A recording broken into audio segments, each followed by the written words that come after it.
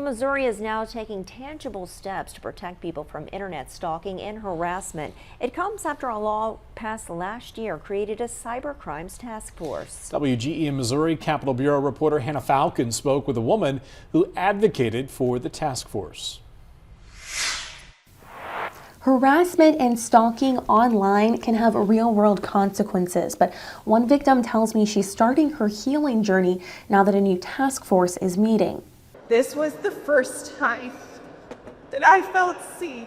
As a victim of cyber stalking, it took Angela years to find someone who would advocate for her. And now she's advocating for anyone else in her position. It felt like this is some kind of really bad hoax.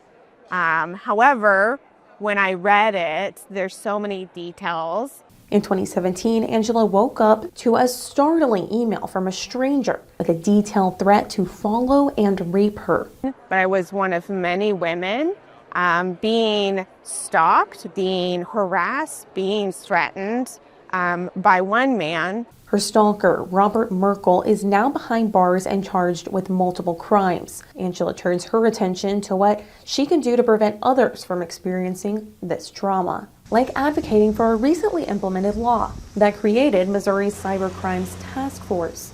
The 15-member task force includes police, victims advocates, and survivors. Its goal is to build up cyber stalking laws and police training. We really want it to be easier to be a cop than a parent. The Cybercrimes Task Force was signed into law by Governor Mike Kehoe's predecessor, but Kehoe made it his priority day one to strengthen law enforcement, signing several executive orders that create new programs and grants. Giving those folks the tools to do what they know how to do to prevent violence is the way they stop having to take this time out to recognize these differences.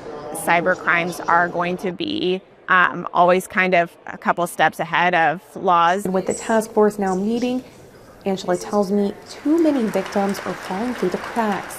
She says the state can help by strengthening victim advocacy programs. Reporting in Jefferson City, I'm Hannah Falcon, WGEM News.